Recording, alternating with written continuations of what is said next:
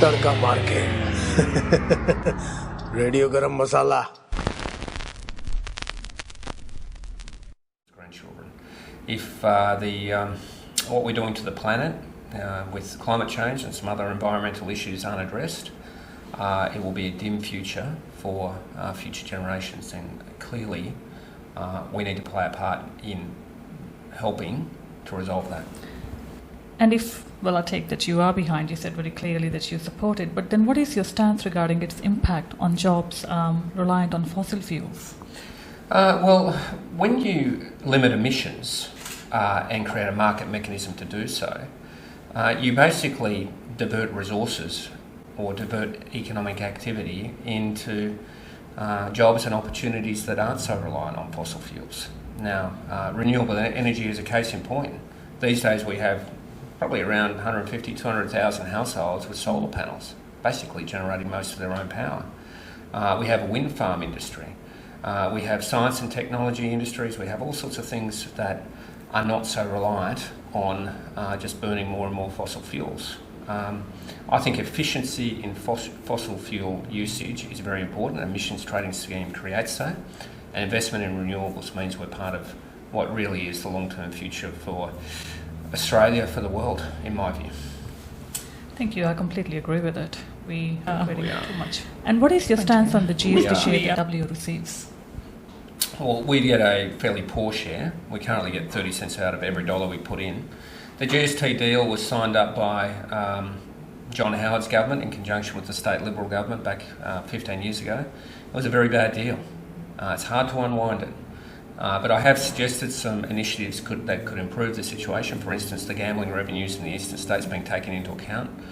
For instance, the fact that we have a very remote state with very remote communities getting greater weighting.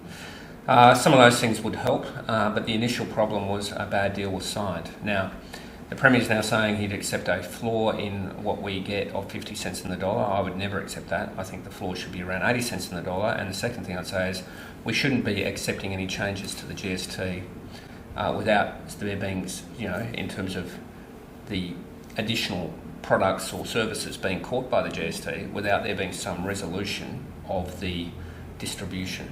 So that means I don't want West Australian families to pay more GST on anything they buy without there being a better return to WA. Now, does Labor have any policies regarding migrants in the WA community, and are there any initiatives to help them integrate into the community?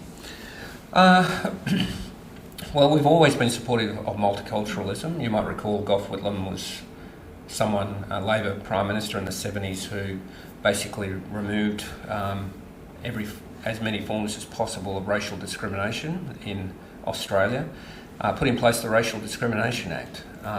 Those sorts of things have really made Australia a better place. So the Commonwealth has done those sorts of things at a state level. We've tried to embrace, Labor has tried to embrace multicultural communities in Western Australia. It's hard to come across the world from somewhere where the culture is different, you leave your family and friends, sometimes the language is different, and just move to a new place and be told, you just need to now settle in. You do need to have support services. So there's multicultural resource centres, there's the Ethnic Communities Council, there's organisations that are out there to try and support people when they arrive here, to let people grow used to the state to which they've moved. We've always supported providing some government support for those organisations because it makes for a more harmonious society and makes people better able to cope with the change. A lot of those organisations have had their funding cut, so that's been a very sad development. But if we get elected, I'd love to make sure that we look at good ways to embrace and support people from other countries moving to WA. Thank you. And could you please give us a rundown on any wins that you were able to get out of the recently concluded ALP conference? Well, I got two major changes through. I made speeches there and both of my changes were supported. One was federal funding for urban rail. So a Commonwealth government in the future, if it's a Labor federal government, would support urban rail initiatives. So that means help fund rail lines in the city. The current federal government only will support roads. You need roads. We all drive cars. We all ride motorbikes or the like. But if you really want to solve congestion, you have to invest in rail. So fortunately, I got that one through. And the second one I got through was a review of the remoteness criteria for GST. So it means that states like Western Australia would be better recognised for having all of our remote communities that cost the state a lot more money than other states. So Western Australia is the bigger winner out of both of those changes I put through. Thank you for your time, Mr. McGowan. Thank you. Yes, Thanks for having me. Rohini Thank Thank you. you. Reporting for Radio Garam Masala and Indian Australian Express newspaper from the office of the Leader of Opposition, Mr. McGowan, Member of Parliament. www.radiogarammasala.com